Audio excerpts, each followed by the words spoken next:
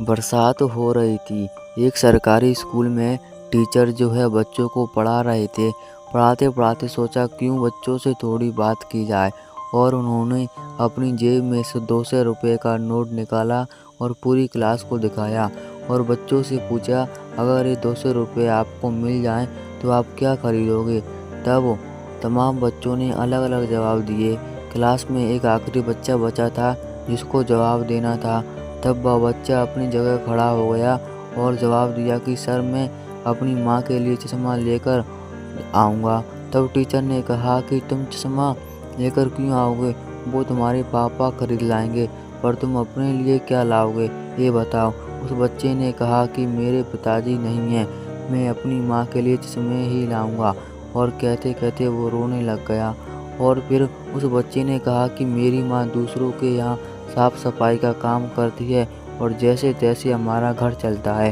माँ को दिखाई कम देता है और माँ के लिए चश्मे की ज़रूरत है। यह सुनकर टीचर भी इमोशनल हो जाते हैं और कहते हैं, ये लो 200 रुपये, लेकिन ये मत सोचो कि मैं इनाम दे रहा हूँ। यह तुम्हारी माँ के लिए चश्मे के लिए पैसे दे रहा हूँ। ये पैसे मैं तुम्हें उधार दे रहा हूँ और तुम बहुत मेहनत करना और अपने घर के हालात सुधारना है। जिस दिन बड़े आदमी बनोगे उस दिन वापस आना और ये 200 रुपये का नोट मुझे वापस कर देना। उस लड़के ने कहा, जी सर। अब लड़का बहुत मेहनत करते गया और पढ़ाई करते गया। 20 सालों के बाद में वही इतिहास दौड़ता है। बाहर बारिश होती है और सरकारी स्कूल में क्लासें चल रही होती हैं।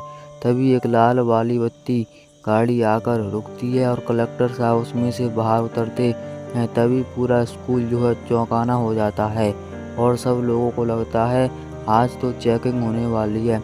सब अलर्ट पर रहते हैं और जो कलेक्टर साहब होते हैं वो एक टीचर का नाम पूछते हैं और सीधे उसी क्लास में जाते हैं जहां बुजुर्ग टीचर जो समझ नहीं पाते कि कलेक्टर साहब उनके सामने क्यों खड़े हैं। कलेक्टर साहब उनको प्रणाम करते हैं और 200 रुपये की नोट टीचर के हाथ में रखते हुए कहते हैं कि 20 सालों पुरानों में आपका शिष्य जिसको आपने 200 रुपये दिए थे और आपने कहा था कि ये 200 रुपये मैं तुझे इनाम नहीं बल्कि उधार दे रहा हूँ और जब बड़ा हो जाएगा तब वापस करना। और आज मैं आपको उधार देने आया हूँ, आपसे आशीर्वाद लेने आया हूँ, क्योंकि उस दिन जो आपने मेरी मदद की थी उससे मुझे जीवन में आगे बढ़ने के लिए बहुत मोटिवेशन मिली और मैं कामयाब इंसान बन गया हूँ। इस कहानी से हमें यह सीख मिलती है कि लाइफ में अगर आप अड़ जाएं, डटे रहें, तो आप अपने हालातों को बदल सकते हैं और उस जगह पर पहुंच सकते हैं जहां पर आप पहुंचने के बारे में शायद सोचते हैं। आपको मोटिवेशन स्टोरी कैसी लगी हमें कमेंट करके ज़रूर बताएं। यदि आपको इस प्रकार की वीडियो देखना पसंद है तो आप हमारे चैनल को सब्सक्राइब अवश्य करें।